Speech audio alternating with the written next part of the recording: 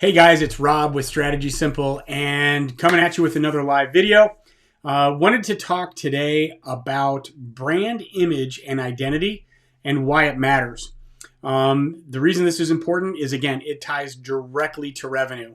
And it does that because how you look, how people perceive you will actually impact whether or not they buy from you. So we're going to run through quick 3 reasons of what it does, and then we're going to kind of go through some of the things that you can do to help with that.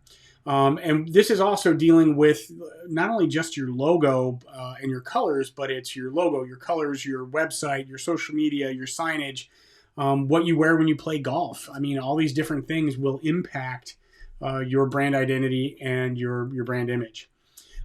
So first off, is the number one thing that your brand does is it makes an impression.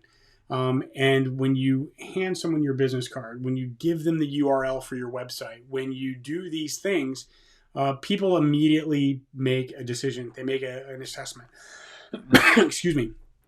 And their mind goes one of 2 ways, good or bad. There's no gray, which is kind of interesting. There's actually been some studies done.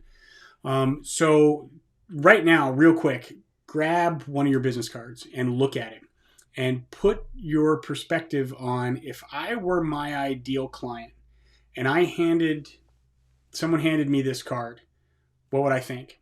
Go to your website and look at your website and think, if I was a customer searching for what it is that I do and I came to this site, what would I think of that organization, right?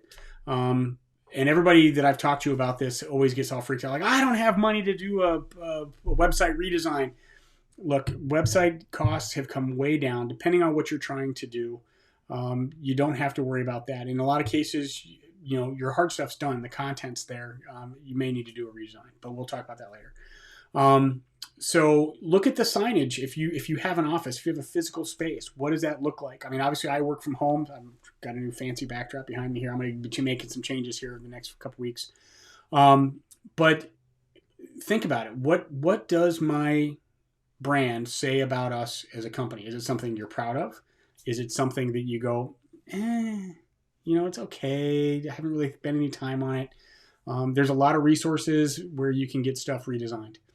The next is it shows that you're a professional and it shows that you care, right? If you designed it in Microsoft Word back in 1994, you might want to think about it, right?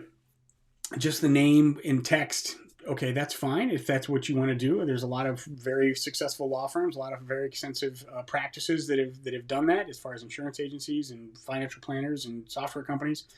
But a lot of times you want to have a little bit more style to it. The third thing is, and this is really key, is it builds credibility, equity, and trust, right? I always go back to that saying, people do business that they know, like, and trust. And if your identity, if everything that's tied to it looks half rate, especially if you're in the insurance space, you're dealing with something that is very professional, very important to the clients. You better make sure that you have the right image portrayed for that. So what are we talking about? Again, what does your website look like? What does your social media stuff look like? Do you have the right information up there? Does it all match across all of the different sites? That's actually important, not just from a brand standpoint, but that's important for SEO and some other things. Google looks at the citations and the information that you provide, hours, phone number, address. Those all need to be consistent. They all need to be the same. Again, your business cards, your collateral, your letterhead. What does that look like? If you have electronic letterhead, make sure that it's professional, not just typed up in Microsoft and kind of ugly. Your office, how you dress. That was actually a comment I was last year. Was at a golf outing, and a group showed up and they had really nice polos on. They had their logo embroidered on there. They had a carrier logo on the sleeve. They looked sharp. They were a startup, but they looked like $1 million.